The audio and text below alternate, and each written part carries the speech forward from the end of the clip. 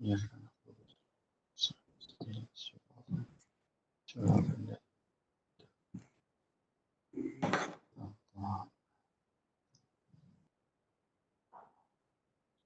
Bismillahirrahmanirrahim. Alhamdulillahirabbil alamin. Wa bihi nasta'in ala umuri dunya waddin. Asyhadu an la ilaha illallah wa asyhadu anna Muhammadan abduhu wa rasuluh. Allahumma shalli ala sayyidina Muhammad wa ala ali sayyidina Muhammad. Alhamdulillah, bersyukur kita kepada Allah Subhanahu wa taala kita dapat bertemu pada petang ini, petang yang penuh bahagia, petang yang penuh barakah, berada dalam bulan yang barakah, berada dalam bulan yang penuh dengan ibadah, iaitu bulan yang agung. Semoga kita berada dalam situasi yang sihat, yang ceria selalu, stay at home, sama-sama kita jaga kita, dan insya-Allah kita akan meneruskan. Saya pada petang ini sebagai moderator saja, boleh nak ceramah lebih-lebih.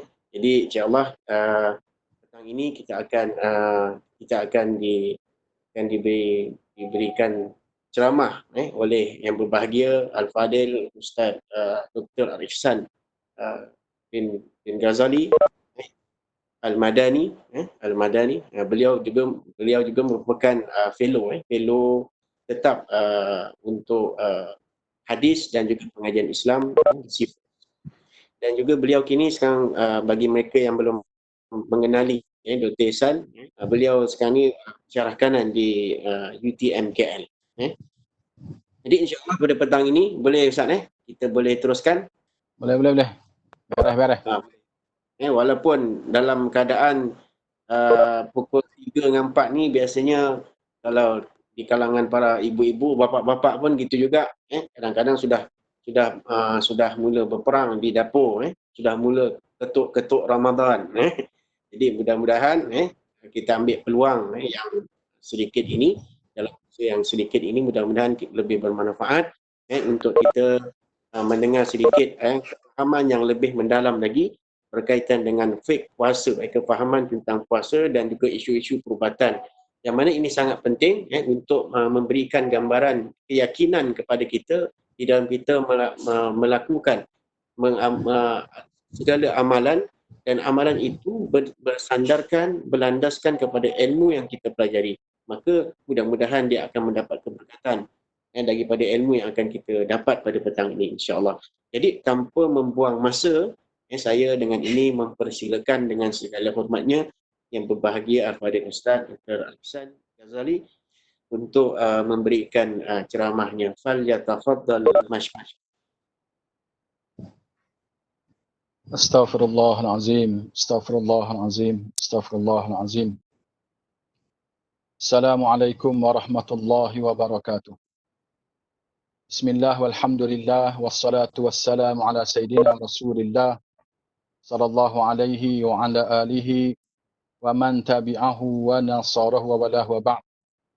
Rabbi shrah lana sudurana wa yassir lana umurana wa hlul 'uqdatan min alsinatina yafqahu aqwalana.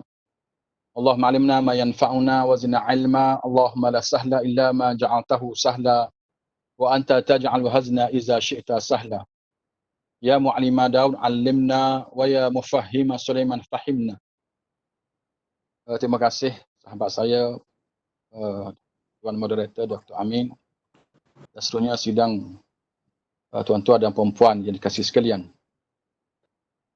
Kita pergi pertama kepada ayat Quran. Tak boleh alih ni.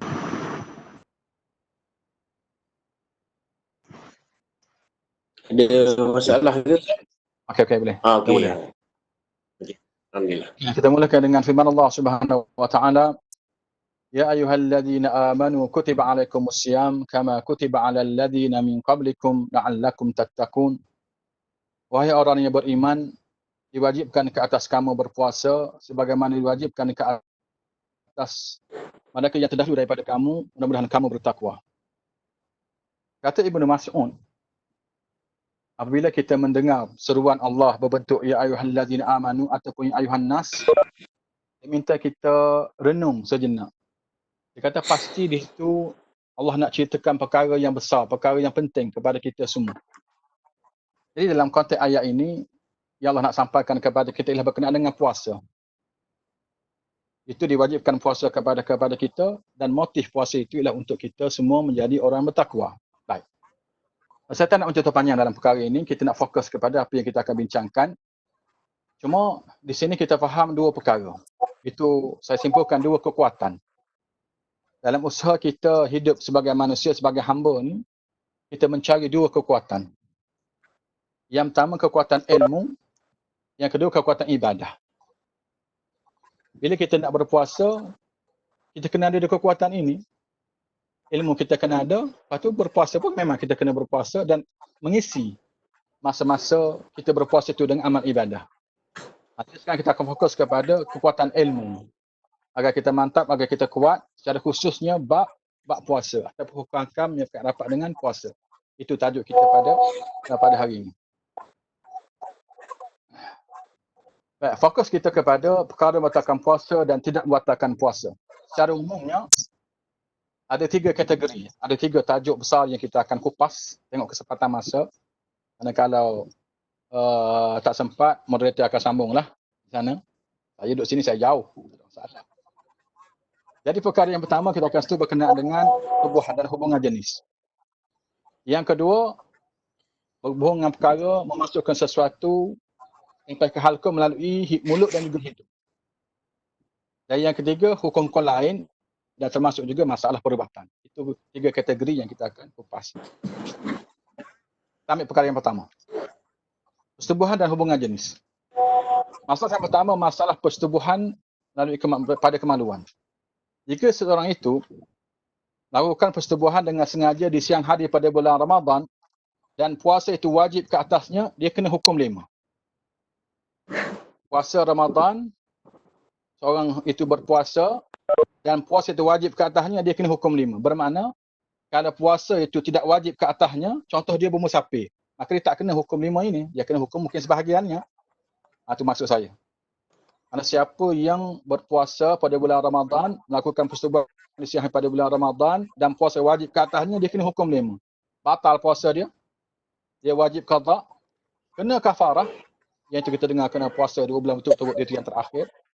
Wajib teruskan puasa, mesti menghormati bulan puasa dan mesti bertaubat. Kerana itu satu kesalahan besar. Membatalkan puasa dia. Itu basic. Berhubung dengan persetubuhan. Kita pergi lagi. Jadi persetubuhan tadi walaupun tanpa keluar mani. Mana berlaku secara sengaja tanpa uzur, tetap kena hukum 5 itu. Masa ada keluar mani ataupun tak keluar mani, tetap kena hukum 5. Anda batal puasa, wajib qada, kena kafarah, wajib teruskan puasa, mesti bertaubat. Kerana dia berdosa. Baik, seterusnya. Siapa-siapa yang tak faham, so saya ulang, boleh mencelah ya. Tak ada masalah, kita buat santai aja. Cuma kalau saya akan teruskan, Minta maaf Ustaz. Ya. Datuk Ihsan, minta maaf. Okey. Lain dengar ke? Atau saya dengar ke ni? Boleh? Okey, boleh teruskan Ustaz. Okay, teruskan. Boleh teruskan. Seterusnya, Boleh. bagaimana kalau puasa yang bukan Ramadan? Seperti puasa qada Ramadan, puasa nazar, puasa kafarah, sunat dan selainnya. Mana seorang itu dia bersetubuh pada puasa yang bukan Ramadan. Diwajibkan qada pada puasa yang wajib tanpa kafarah. Jadi kalau puasa itu puasa qada, puasa yang wajib, maka dia kena qada lah. Puasa tadi batal. Dia tak kena hukum yang 5. Dia tetap kena qada juga, tapi tak kena kafarah. Kalau puasa tidak wajib, dia qada dan tak ada apa-apa. Dia kena hukum 5 pada puasa Ramadan sahaja. Yang lain, kena qada sahaja, tanpa kafarah. Kalau puasa itu wajib. Persetubuhan pada dubur, sama lelaki atau perempuan, hukumnya haram, berdosa besar, pelakunya fasik, tetap kena hukum yang 5. Walaupun pada bukan saudara biasa. Jadi minta maaf lah, hukum fiqh dia memang macam tu. Dia kena sebut sungguh lah. Itu kita belajar fiqh. Minta maaf banyak-banyak lah. Memang istilah tu dia akan sensitif. Tapi kita belajar. Baik. Maka persetubuhan pada dubur ini pun sama saja. Kena hukum yang 5 yang kita nyatakan tadi. Keluarkan mani dengan sengaja, dengan tangan atau selainnya adalah haram dan kena qada dan tidak kena kafarah. Mana batal puasa kena qada dan tak kena kafarah. Macam mana pula dengan berhubungan setakat peluk, sentuh dan cium sahaja? Boleh Ustaz, boleh. Hukumnya boleh nanti dulu. Sekiranya keluar mani batal puasa, wajib qada dan tak kena kafarah. Sekiranya tidak keluar mani, tidak batal puasa.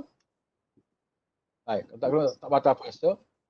Apakah hukum melakukannya? Macam mana boleh buat ke tidak? Tadi.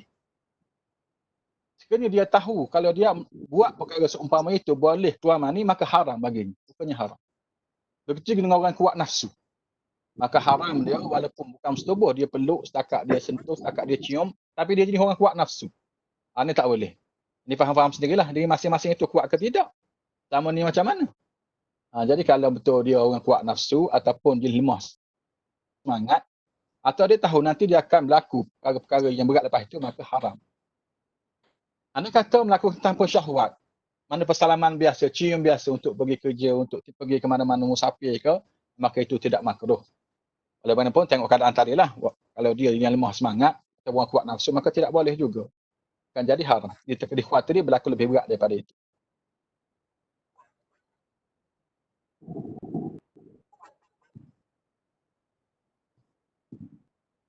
Okey, mimpi.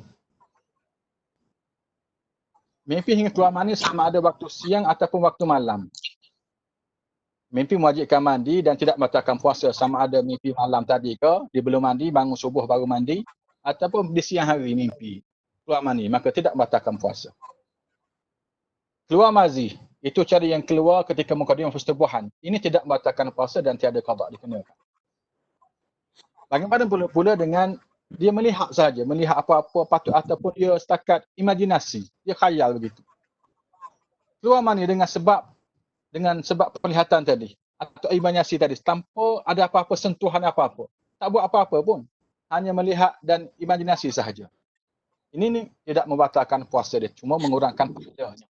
Bukan perkara yang boleh dibuat. Persetubuhan dengan kanak-kanak hukumnya sama saja dengan yang dewasa tadi, tetap kena hukum yang 5. Begitu juga dengan persetubuhan dengan mayat yang telah meninggal dunia dan juga dengan binatang. Maka termasuk dosa besar, fasik, dan kena hukum yang 5.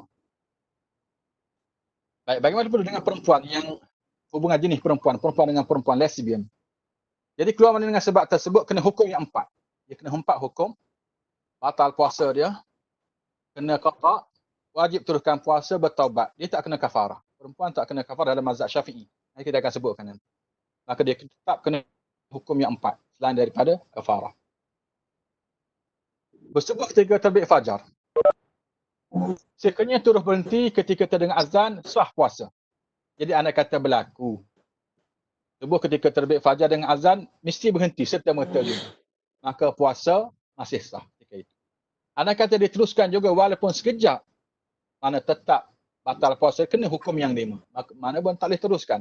Mesti berhenti serta-merta juga dan puasanya masih sah.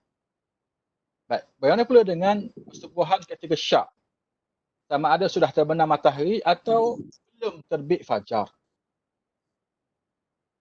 Sekarang macam mana pula? Sekiranya jelas kepadanya yang maghrib belum masuk atau fajar sudah terbit, kena qada dan tidak kena kafarah. Dalam situasi seorang tu syak. Ni macam terbenam dah matahari ni. Belum terbit fajar lagi, dia pun setubuh dengan isteri dia. Tiba-tiba rupanya belum masuk lagi maghrib, dah terbit fajar dah. Apa hukumnya? Maka tak kena hukum yang 5. Cuma batal puasa, kena qada dan tak kena kafarah. Sebab dia kalau dia tahu maghrib tu belum masuk, dia tak buat. Kalau dia tahu subuh tu dah masuk, dia tak buat. Cuma dia ragu-ragu. Sebab tu dia tak kena kafarah, tapi yang lain tu dia kena. Satu dia melewatkan mandi junub hingga lepas subuh. Ini tidak batalkan puasa, cuma makruh. Mandi lepas subuh. Lebih baik dia mandi sebelum subuh. Dan perkara ini jangan kita buat main sebab ada orang tak tahu. Dulu ada orang telefon saya, lebih kurang pukul 7 lebih, ada orang telefon. Dia telefon, Ustaz, sila jawab segera soalan saya ni Ustaz. Kata, kenapa? Isteri saya sedang nak masak nasi ni. Kata, masak nasi apa ni? Siang pukul 7 Ramadan ni. Dia pun ceritalah apa yang berlaku. Rupanya dia tak mandi lagi. Kalau Ustaz kata batal, kami makan nasi.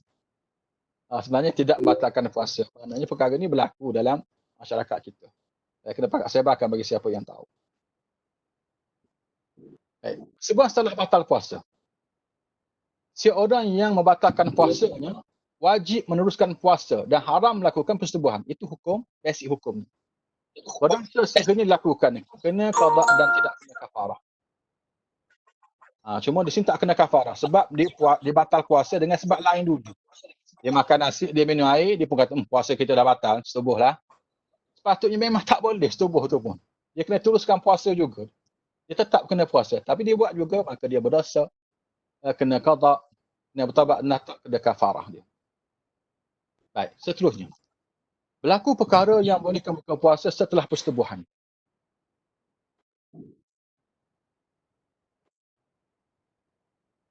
Contohnya seperti seorang yang bersetubuh, kemudian bermusafir, atau dia sakit, atau kedatangan haid atau nifas. Wajib qada dan tak kena kafarah. Contohnya, seorang tu dia bersetubuh, dia tahu dia akan musafir hari ni, dia setubuh dulu, dia tahu lepas ni tak wajib puasa dia. Lepas tu dia pergi musafir. Atau dia tahu hari ni dia akan datang haid hari ni, dan suami dia musafir, dia kedatangan haid hari ni, dia pun setubuh. Dia datang haid. Okay, macam mana? Mana batal lah puasa dia, wajib qada dan tak kena kafarah. Dalam kes umpama.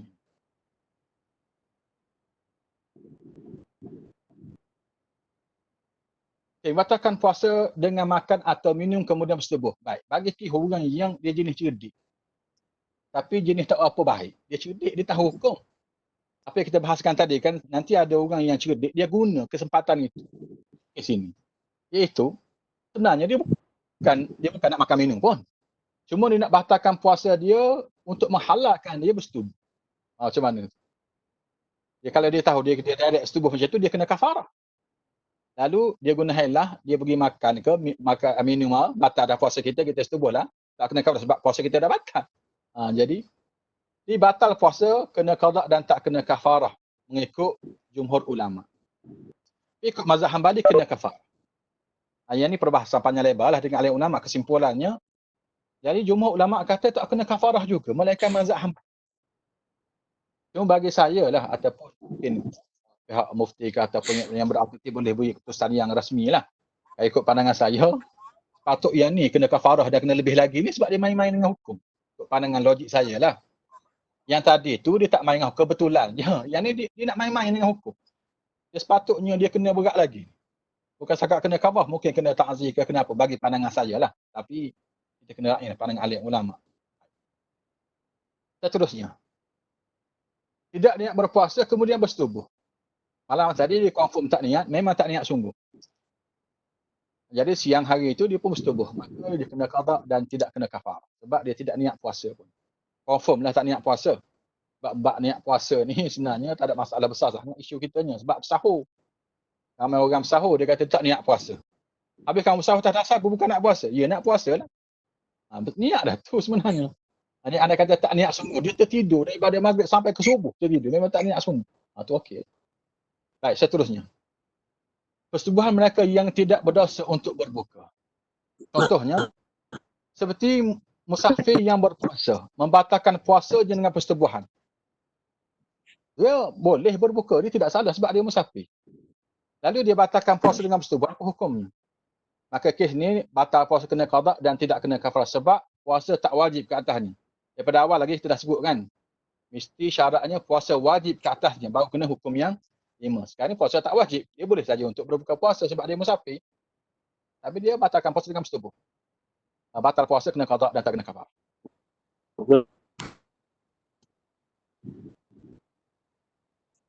Baik, keluar mani kerana sakit. Keluar mani kerana syahwat atau rasa lazat.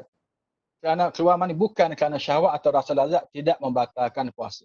Atau kita tidak boleh nak kawal itu, mungkin ada orang yang ada masalah sakit ke apa, dia boleh keluar mani tiba-tiba tanpa syahwat, tanpa lazat. Itu tidak membatalkan puasa. Islam ni mudah.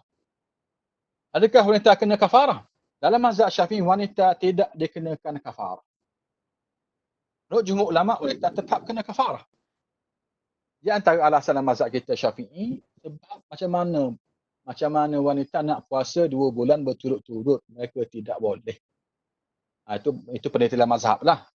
Okey, mazhab lain yang anda kata, sebab kan dia ada pilihan. Dia boleh bagi makan dan macam-macam lagi. Dan sekarang ni boleh terlampir. Tapi terpulanglah. Itu pandangan mazhab kita, wanita tak kena kafarah. Baik, persetubuhan mereka yang lupa sedang berpuasa. Persetubuhan kerana terlupa tidak membatalkan puasa. Jadi kalau setubuh, anda kata lupa sungguh ni, Allah tahu, tak boleh tipu Allah Subhanahu Wa Taala. Jadi kalau memang lupa sungguh, terutama pada hari-hari awal puasa ke, lupa hari ni puasa, lalu dia setubuh dengan isteri dia. Maka itu tidak membatalkan puasa pun dalam mazhab Syafi'i. Baik. Persetubuhan dalam keadaan mengigau pula, dalam keadaan tidur mengigau. Anda kata berlaku. Ni, Dr. Amin ni, anda kata berlaku je. Jadi mereka yang sedang tidur kemudian tidak sedar, tiba-tiba setubuh. Mengigau begitu, entah macam mana mengigau. Jadi apa hukum puasa mereka? Batal puasa dan tidak kena kafarah. Jadi batal sungguh puasa mereka. Itu mereka tidak berasa, anda tak bersalah lah, tak kena kafarah. Sebab tak sedar. Baik. Seterusnya, persetubuhan kerana jahil dengan hukum. Ni kerana jahil. Cik dan hadirin, tuan-tuan dan puan sekalian, jahil ada dua kategori jahil. Satu, al-jahlu bil hukum dipanggil. Yang kedua, al-jahlu bima yatarattabu bihil hukum. Kita bagi yang pertama. Al-jahlu bil hukum. Itu jahil dengan hukum. Dia tidak tahu bahawa tubuh di siang hari itu membatalkan puasa. Tak boleh tubuh di siang pada bulan Ramadan. Memang dia tak tahu. Tak tahu sungguh. Jadi anda kata kalau betul sungguh dia tidak tahu, ini tidak membatalkan puasa dia pun. Cuma kena siasatlah kenapa dia tidak tahu. Kalau dia dah hidup bersama dengan kita, berapa dah umur? 60 tahun. Duduk kat mana? Duduk dengan orang ramai. Mana boleh tak tahu. Tapi kalau dia orang asli ke duduk di penjuru alam mana ke, boleh. Mana logik juga dia tidak tahu. Tapi hukum macam itulah. Kalau anda kata dia tidak tahu hukum sungguh, yang setubuh di siang pada bulan Ramadan itu haram, tak boleh membatalkan puasa, maka tidak batalkan puasa. Itu kategori yang pertama, al-jahlu bil hukum. Yang kedua, al-jahlu bima yatarattabu bil hukum. Sekarang dia tahu hukum tak boleh. Tak boleh setubuh di siang pada bulan Ramadan, haram dia tahu. Tapi dia tidak tahu apa dia akan kena kalau dia buat. Itu kena kafarah, dia tak tahu pun. Jadi apakah hukumnya yang ini? Kaedah kata, al-jahlu bima yatarattabu bil hukum laisa uzran. Kaedah kata. Kerana kejahilan kita tak tahu terhadap apa yang kita akan kena kalau kita buat, bukan satu keuzran untuk kita tak kena apa-apa. Dalam kes ini, tetap kena hukum yang 5. Kalau dia tak tahu berkenaan dengan bentuk hukuman dia akan kena. Jadi kisah yang sahabat Nabi itulah. Dia setubuh di siang pada bulan Ramadan, dia datang jumpa Rasulullah, dia kata halaktu ya Rasulullah. Habis dah aku, celaka dah aku ya Rasulullah. Nabi kata kenapa? Waqa'tu ala zawji fi nahar Ramadan, dia kata. Aku setubuh dengan isteri pada bulan Ramadan. Jadi itu al-jahlu bima yatarattabu bihi al-hukum. Baik.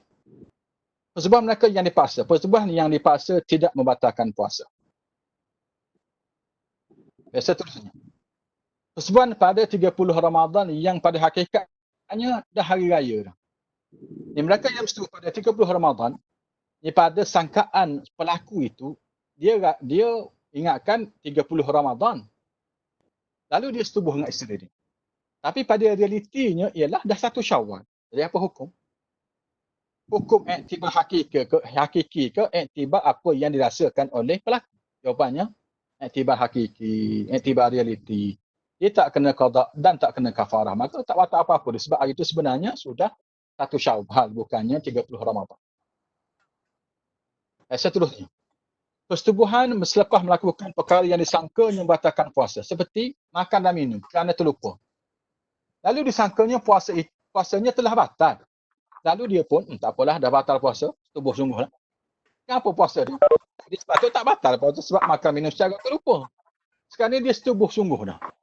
Hukum puasa mereka? Jawapannya, batal puasa sungguh, kena qada dan tak kena kafarah. Kafarah tak kena sebab dia sangka puasa dia telah batal. Bagaimana pula dengan gila setelah persetubuhan di siang hari di bulan Ramadan?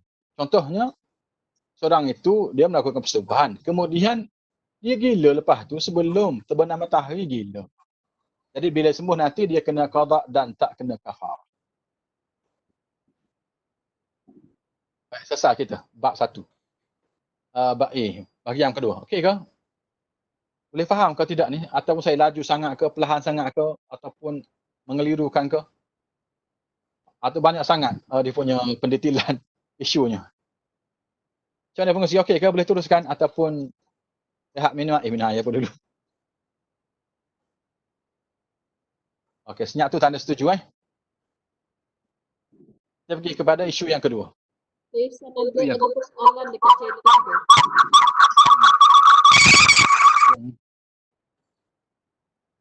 Okey, saya teruskan.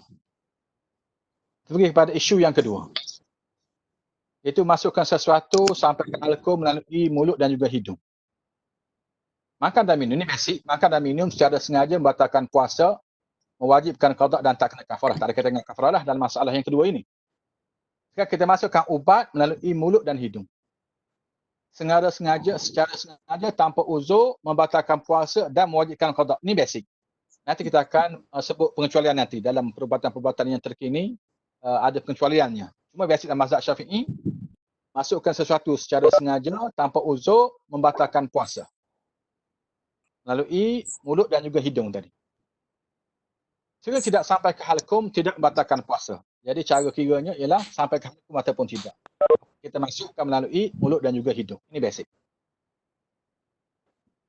Dimasukkan sesuatu selain makanan atau ubat.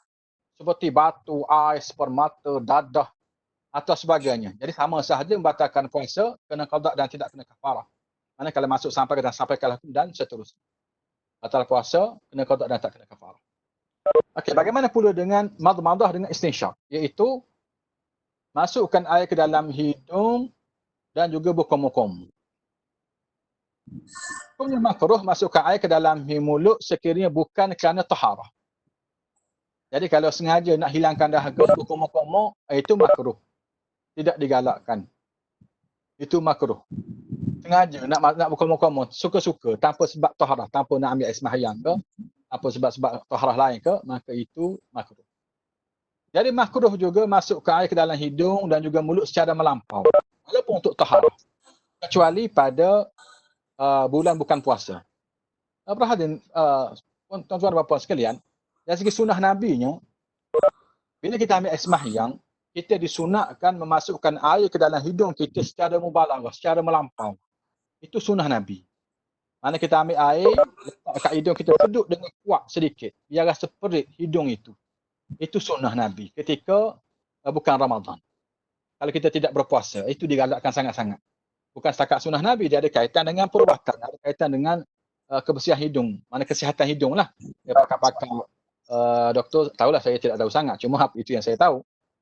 Cuma bila kita berpuasa, makruh kita buat begitu. Tak lagi kita melampau dalam memasukkan air ke dalam mulut ataupun dalam hidung kita. Baik, hisap rokok dan seumpamanya. Secara sengaja batal puasa kena qada.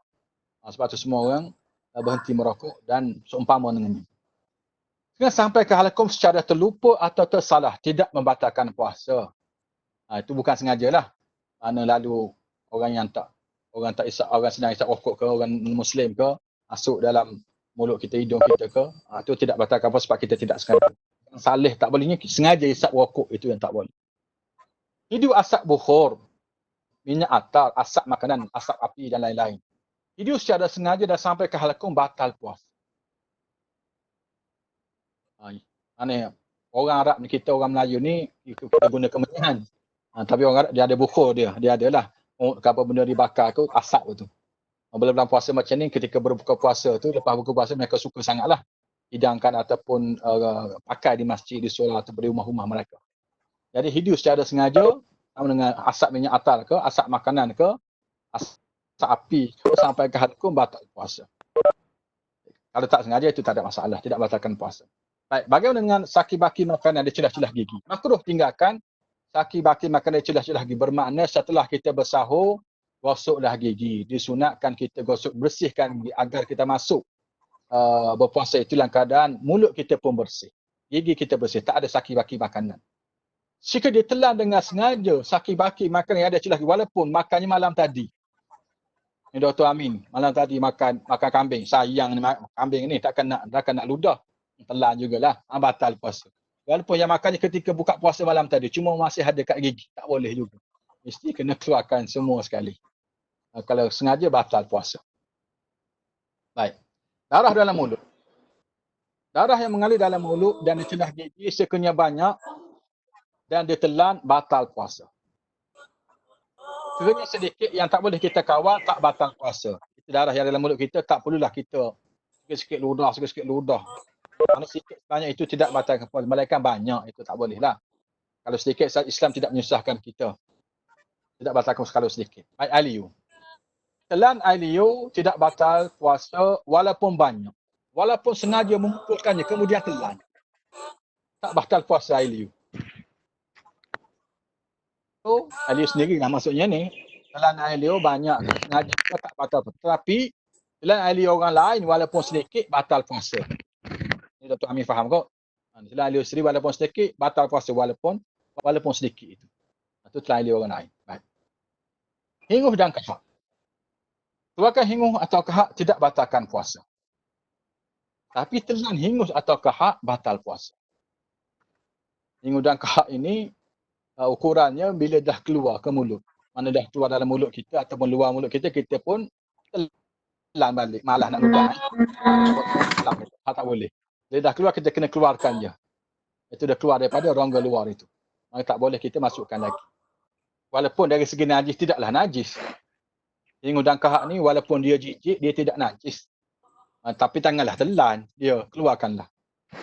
Dalam Islam ni, benda-benda yang jijik tak semestinya najis. Banyak benda yang jijik tak najis sebenarnya. Cuma kita apa? Yang tak najis tak batal puasa. Tak batal sembahyang tak wuduk ke apa benda kita lah. Tidak menajiskan kita batal sembahyang kita. Sebab dia tidak najis. Tapi elok kita tanggalkan ataupun buang. Macam tahi gigi, tahi mata. Wajib tapi tidak najis. Tahi telinga, tahi hidung. Semua itu jijik tapi tidak najis. Begitu juga mani sendiri pun. Mani jijik tapi dia tidak najis. Mazi najis. Begitu juga dengan muntah najis. Muntah jijik dan najis. Tapi jeluak tidak najis. Dr. Amin tahu apa beza jeluak dengan muntah? Apa beza? Sudah. Kita tahu jeluak dengan muntah ni apa beza? Tak pernah dengar tu, Ustaz. Tak pernah dengar jeluak. Ke kami yang pakai jeluak ni. Saya tak tahu orang jawapannya apa. Jeluak ni macam baby. Dia minum susu, putih keluar susu balik. Keluar putih balik. Itu kita panggil jeluak. Bahasa KL tak tahu dia panggil apa. Bahasa kami panggil jeluak. Bahasa kami. Gumo. Masuk merah, keluar merah. Itu jeluak. Dia beza dengan muntah. Muntah dari masuk merah, keluar biru, putih, kuning, hijau. Itu muntah. Dia bau. Maka jeluak tidak najis, muntah najis. Tidak ada. Lain. Siwak dan beruh gigi. Makruh selepas gelincir mata. Dalam mazhab Syafi'i, makruh kita beruh gigi selepas gelincir matahari. Ada alasan tersendirilah. Begitu dengan penggunaan ubat gigi pun. Sekiranya sampai ke halkum secara sengaja membatalkan puasa. Jadi ketika berpuasa, elak akan menggunakan ubat gigi. Kalau nak guna pun, guna siwak terus. Itu dia tidak ada apa-apa lah. Itu dia semula jadi. Dia tak ada apa-apa ubat di situ. Baik. Macam ni merasai makanan. Merasai makanan tanpa sampai ke halkum adalah makruh. Hukum asal merasai makanan adalah makruh. Kecuali dengan sebab-sebab tertentu. Sebab nanti, sampai ke halkum boleh batal puasa. Mana siapa nak rasa pun janganlah telan. Dia rasa kat lidah, pakai kesihatan ni takkan dia dah tahu dah. Rasa macam mana? Baik. Tidak makruh bagi tukang masak.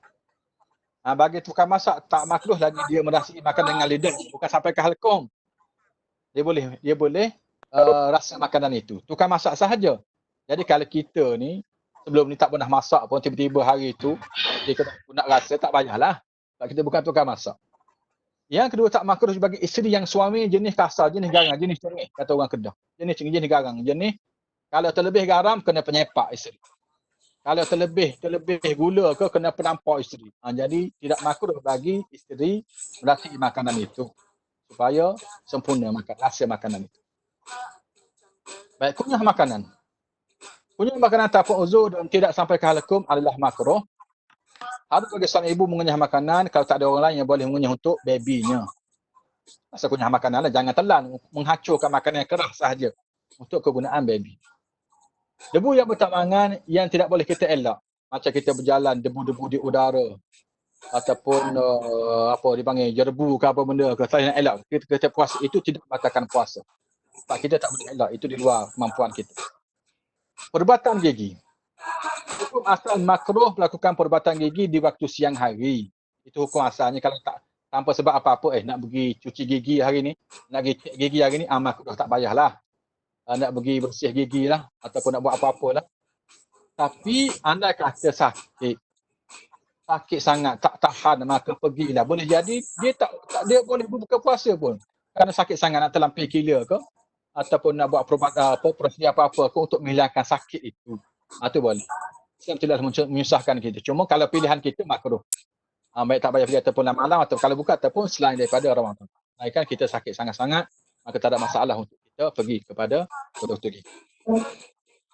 Maka ketika terbit fajar. Bila terbit fajar haram makan dan minum hukumnya, itulah dia. Cepat-cepat kita kena berhenti daripada makan dan minum bila dengar azan sahaja. Sekiranya ada makanan atau minuman dalam mulut, wajib keluarkan serta-merta dan sah puasa. Sekiranya kita telan juga apa yang ada dalam mulut kita itu, maka batal puasa kena. Adapun kita dengar orang duk kata boleh minum, boleh makan sampai habis azan itu tak tepat. Itu waktu orang istidlal pada zaman dulu. Zaman dulu dia tak ada waktu yang sharp. Macam pukul 5.50. Kita dah sharp macam tu kan sekarang ni. Kita dah buat keputusan begitu. Dulu orang tengok fajar. Setengah orang kata dah masuk, setengah orang kata boleh masuk. Dia tengah orang duk khilaf tu dia makan je. Sekarang ni kita dah tepat. Sekian-sekian dah masuk subuh. Maka berhenti. Makan dan minum setelah disangkanya batal puasa. Seorang itu makan atau minum setelah disangka puasanya telah batal disebabkan dia mencium isteri. Batal puasa. Macam mana pula? Cium isteri tak batal puasa, sebenarnya mereka keluar mani. Cuma dia tak ada ilmu. Allah batal dah puasa dia kata. Tak apalah makan nasi lah. Tadi sepatutnya tak batal pun puasa sebab dia cium isteri je. Sekarang ni dia makan nasi sebab disangkanya puasanya telah batal. Apa hukum puasanya sekarang? Batal sungguh puasa dia sebab dah makan nasi. Maka dia kena qada dan tak kena kafarah. Baik, tidak yakin terbit fajar. Harus makan dan minum selagi tidak yakin fajar telah terbit. Itu hukum, kita tengok hukum asal lah. Hukum asal sesuatu perkara dia kuat. Selagi mana kita tak yakin masuk subuh, kita boleh makan lah. Melainkan kita dah yakin. Maka kita boleh makan dan sama juga dengan kita belum lagi berbuka. Selagi mana kita tak yakin belum masuk waktu, jangan duk makan. Nanti ada masalah. Baik, muntah secara sengaja membatalkan puasa walaupun sedikit. Kalau tidak batalkan puasa. Sendawa tidak batalkan puasa. Okey, selesai. Tajuk yang terakhir. Okey, moderator, boleh lagi? Teruskan. Boleh insya-Allah. Kita teruskan. Sikit lagi. Mau faham ke tidak saya tidak tahu. Tak faham bagi tahu. Atau bertanya moderator nanti. Ya, dia bersedia untuk apa jua persoalan. Sekarang yang ketiga, kategori yang terakhir, hukum-hukum lain dan juga masalah perubatan.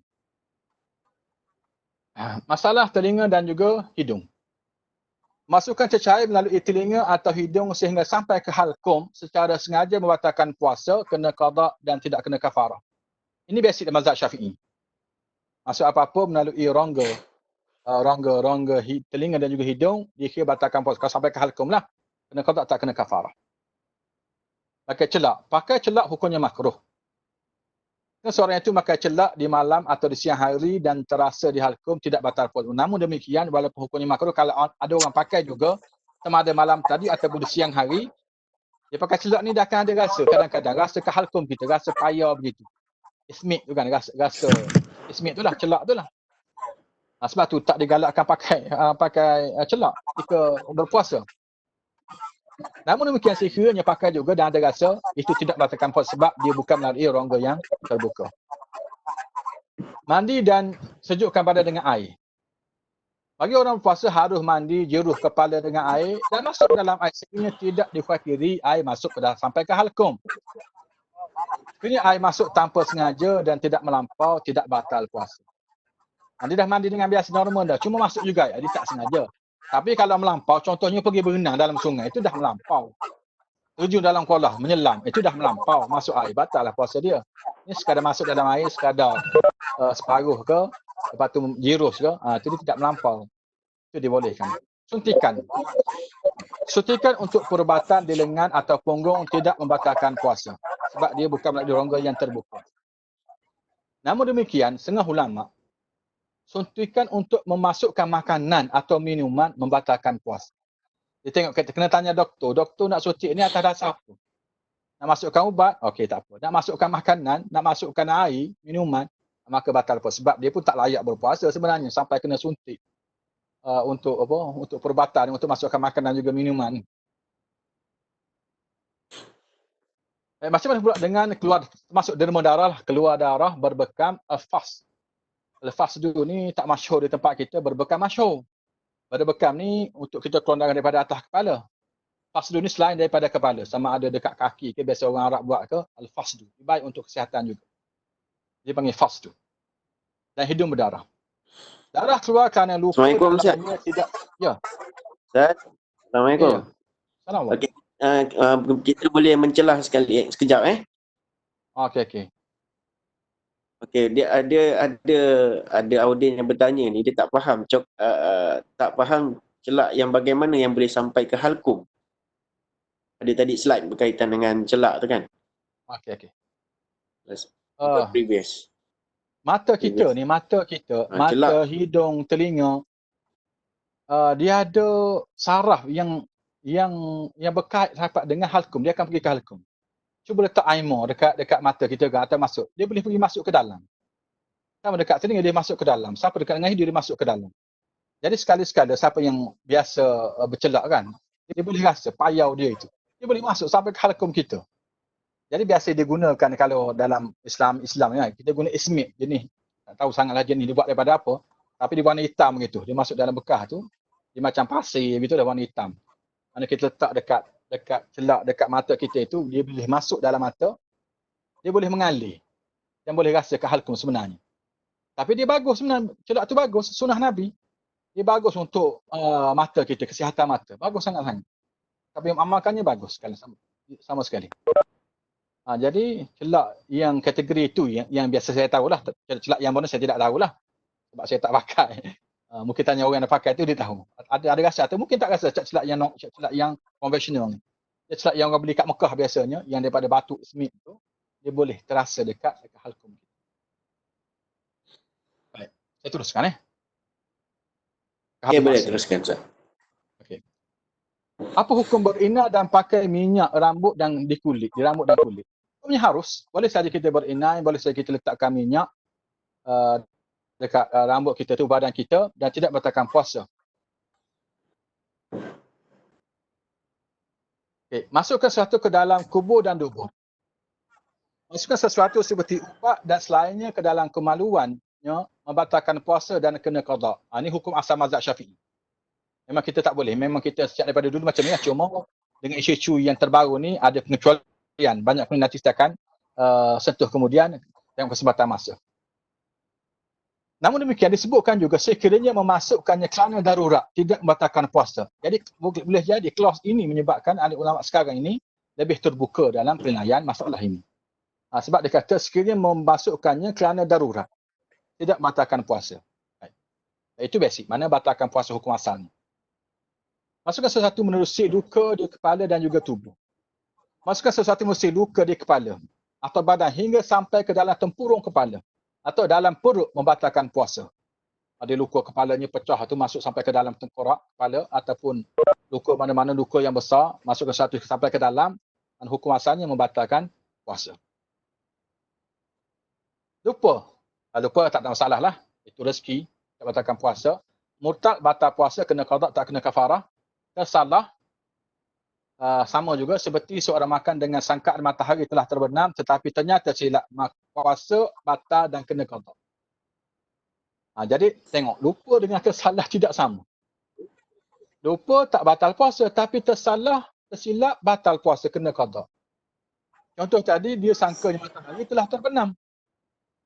Rupa-rupanya belum terbenam, rupanya mendung tu awan tebal sangat, ingatkan mendung gelap ni, masuk bagi lama dah ni. Maka tiba-tiba hilang awan, matahari ada lagi. Allah, apa hukumnya? Jadi puasa batal, kena qada, tak kena kafarah lah, dia tidak bersalah lah sebab dia silap. Tuhan tak hukum kita tersilap. Cuma kena hukum, kena qada. Baik. Jahil. Jahil melakukan perkara yang menafikan puasa kerana dia tidak membatalkan puasa. Tu kalau jahil. Jahil tadi kita dah sebut dah tadi. Jahil bil hukum, jahil bima yatarattab bil hukum. Yang pertama sahaja yang tak batal puasa. Tapi jahil jenis yang kedua, batal puasa. Tengok dia buat apalah. Kalau syak, sekiranya kita makan disangkakan matahari sudah terbenam atau belum terbit dan tiada kepuasan selepas itu, puasa tidak batal. Baik. Lain dengan yang tersalah tadi. Sekarang ni syak. Syak sahaja. Kita syak matahari belum fajar belum lagi ni. Belum terbit lagi ni. Kita syak begitu. Dan kita tahu sebelum tu lepas tu pun maka tak batal lah puasa kita teruskan dengan apa yang kita lakukan itu. Itu syak. Cuma dalam masalah syak ni kita sentiasa kembali balik kepada yang asal, itu yang kuat. Maka siapa yang sudah belajar fiqh selama ni dia tahulah. Mana benda-benda yang kita syak ni kita ambil yang asal, itu lebih kuat. Contohnya, saya sebut tadi kan, bila kita syak, masuk maghrib tak masuk maghrib? Jawapannya, belum masuk maghrib. Jangan makan lagi. Masuk subuh, belum masuk subuh. Jawapannya, belum masuk subuh. Boleh makan. Sama kita, macam ni lah. Contohnya kita ambil air masa mandi. Masa kita mandi, lepas kita mandi tu kita syak. Aku mandi tadi ambil sembahyang ke tak? Ambil sembahyang ke tak? Kita nak sembahyang maghrib ni.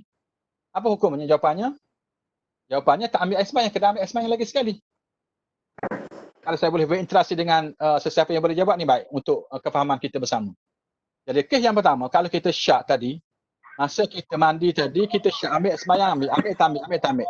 Bila kita nak sembahyang, kita syak, maka kita wajib ambil air sembahyang. Contoh yang kedua, kita syak juga. Bila kita syak, kita sembahyang kan, Zuhur. Aku sembahyang Zuhur ni 4 rakaat ke 3 rakaat? 4 rakaat ke 3 rakaat? Ketika kita tengah sembahyang. Kita pilih yang berapa? Kita pilih yang 4 rakaat, kita pilih yang 3 rakaat? Jawapannya, kita pilih yang 3 rakaat. Bila kita dah bagi salam dah ni. Tiba-tiba syak datang. Aku sembahyang Zuhur tadi 4 ke 3? 4 ke 3? Kira berapa? Kira 4. Kira 4 pula. Contoh yang lain, kita pergi tawaf. Tengah-tengah tawaf kita syak 6, 7 dikira 6. Bila kita dah selesai tawaf dah sembahyang sunat tawaf nak pergi sa'i. Kita pun syak datang. Aku tawaf tadi 6 ke 7? Jawapannya ialah 7. Jadi kenapa macam tu? Saya sengaja buat contoh macam tu supaya kita faham bahawa bila kita syak kita ambil yang asal tu kuat. Mana sebelum kita syak itu, contoh tadi kan, bila kita mandi, confirm kita tak ada air sembahyang. Lepas tu kita ambil air sembahyang. Jadi confirm kita tak ada air sembahyang. Kita syak ambil tak ambil. Jadi ambil tak boleh membatalkan yang kita sudah yakin iaitu tak ada air sembahyang. Lepas tu kena ambil air sembahyang. Okey, baik. Sekarang ni kita dah sembahyang maghrib. Nak sembahyang isyak. Tiba-tiba syak datang. Aku ni batal ke tidak? Ketuk ke tidak ni? Ketuk ke tidak nak sembahyang isyak ni? Jawapannya, kena ambil lagi sekali ke tak payah ambil lagi sekali? Jawapannya, tak payah ambil lagi sekali. Terus sembahyang syak sebab apa? Sebab kita confirm ada sembahyang tadi. Sebab kita sembahyang maghrib. Yang syaknya, batal tak batal, kentut tak kentut. Jadi yang syak ini tak boleh membatalkan yang kita sudah yakin, iaitu kita dah ada sembahyang. Sebab tu tak payah ambil. Terus sembahyang syak. Bila kita tawaf kan, 6, 7. Sebelum yang kita sembahyang tadi kan. Bila kita dah bagi salam, kenapa pula dipilih 4 bukan 3? Sebab kita bagi salam. Kalau kita yakin, kalau kita tak yakin sembahyang kita 4, kita tambah satu lagi. Kenapa kita bagi salam? Sebab kita yakin dah yang 4. Kemudian syak datang kemudian. Jadi syak itu kita abaikan dia. Kita abaikan sebab tu kira 4. Sama dengan tawaf. Tawaf pun sama. Dan masalah syak-syak lain pun sama juga. Harap semua faham. Tak faham, tanya moderator.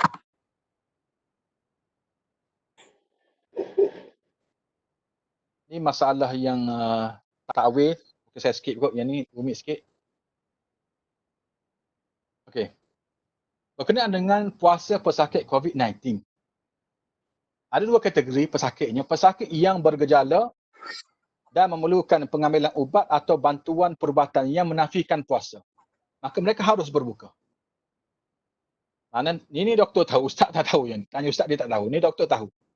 Mana pesakit yang memang bergejala dan memerlukan ubat-ubatan atau bantuan perubatan yang boleh menyebabkan dia itu tak berpuasa, maka boleh saja, harus saja dia menggunakan.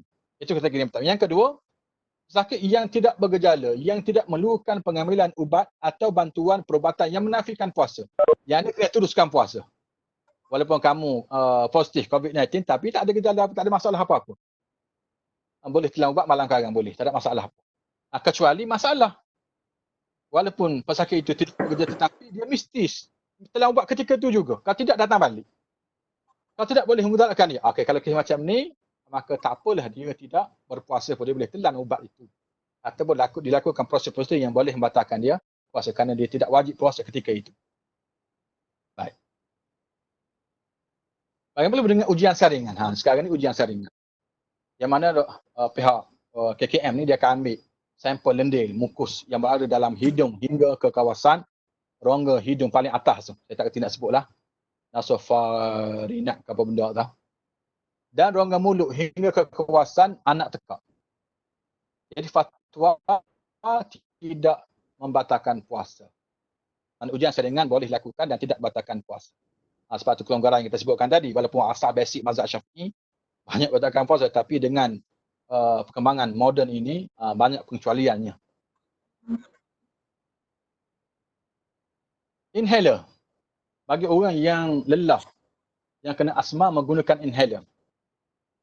Alim ulama di sini ada dua pandangan. Yang pertama membatalkan puasa dan ulama-ulama yang terkini mengatakan tidak membatalkan, dan dia harus digunakannya. Dia membezakannya antara air yang kita minum dengan inhaler.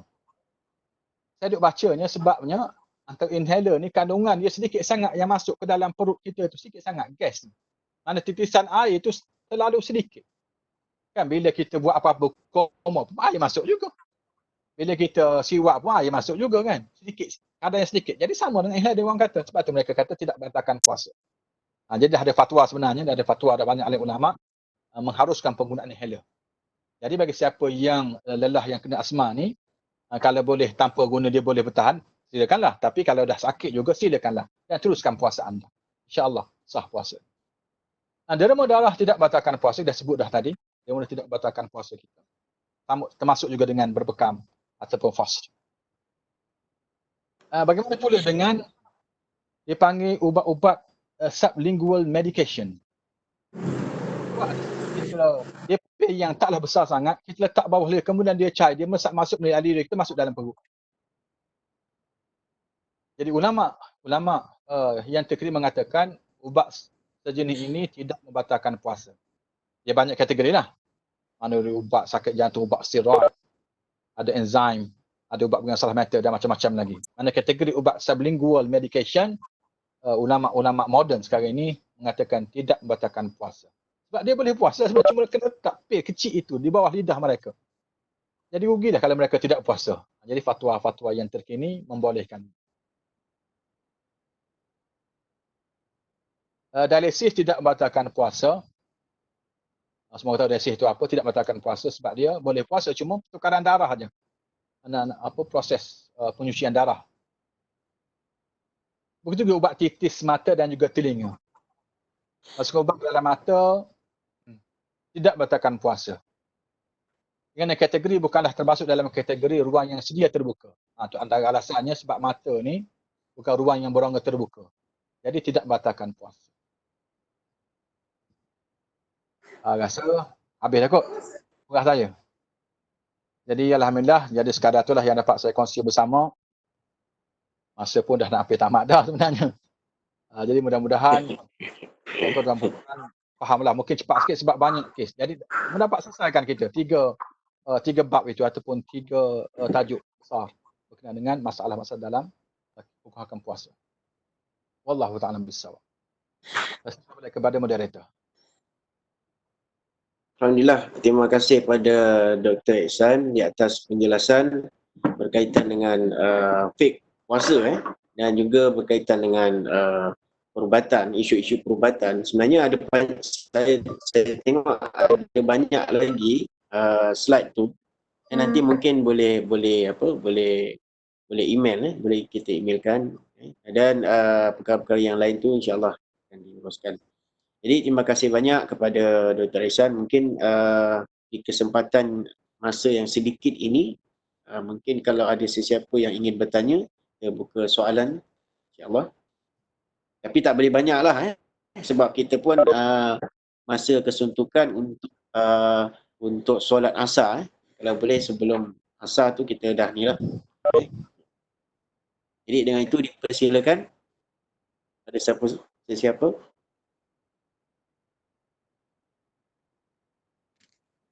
Assalamualaikum Ustaz.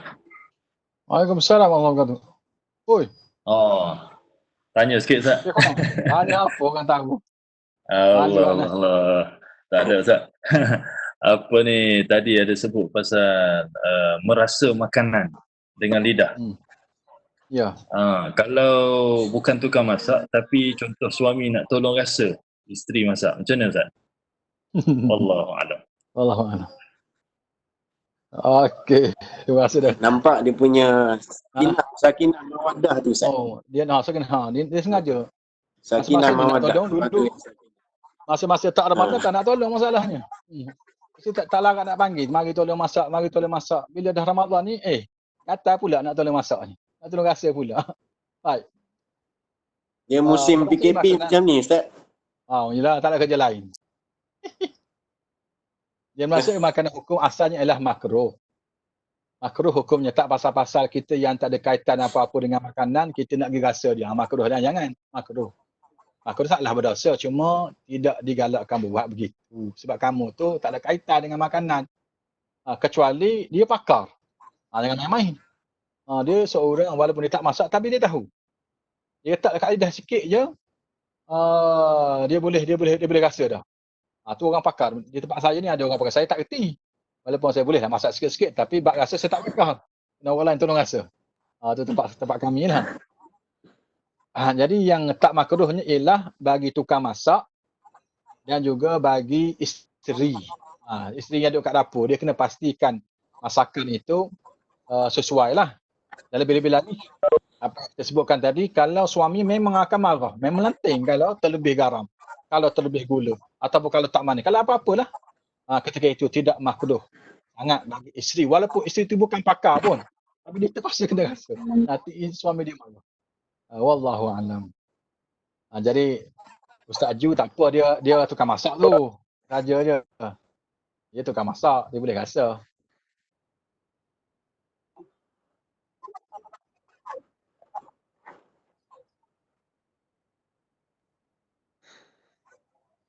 Allahu a'lam. Mungkin satu soalan kalau ada, kalau tak ada kita habis masa dah ni. Saja dia nampak dia tukang masak. Rumah dia seorang je yang masak. Okey, saya ingat kita berhenti setakat ni je lah Ustaz Okey, baik, alhamdulillah. Jadi jutaan terima kasih atas perkongsian yang telah diberikan tadi Ustaz. Jadi mudah-mudahan kepada tuan-tuan dan puan-puan yang dirahmati Allah, mudah-mudahan dengan perkongsian ini dapat meningkatkan lagi tahap keyakinan kita di dalam melaksanakan amal ibadah, terutama ibadah puasa, dan mudah-mudahan puasa kita ini dikategorikan sebagai apa yang digambarkan di dalam hadis riwayat Bukhari dan Muslim, man shoma Ramadan imanan wa ihtisaban ghufira lahu ma taqaddama min dhanbi. Siapa yang berpuasa keadaan yang beriman dan juga mengharapkan pengharapan daripada Allah Subhanahu wa taala, maka akan dijauhkan daripada api neraka. Jadi mudah-mudahan tuan-tuan dan puan-puan yang dirahmati Allah, kita akan mendapat manfaat pada petang ini, dan kita semua akan diberikan kelebihan hadiah yang telah disediakan oleh Allah Subhanahu wa taala, dan kita meraihkan hadiah itu, dan kita akan mendapat keampunan daripada Allah Subhanahu wa taala, dan akhirnya kita akan dikurniakan syurga al-jannah. Jadi saya ingat cukup satu saja. Kita tutup program kita pada petang ini dengan tasbih kafarah dan suratul As. Subhanallah.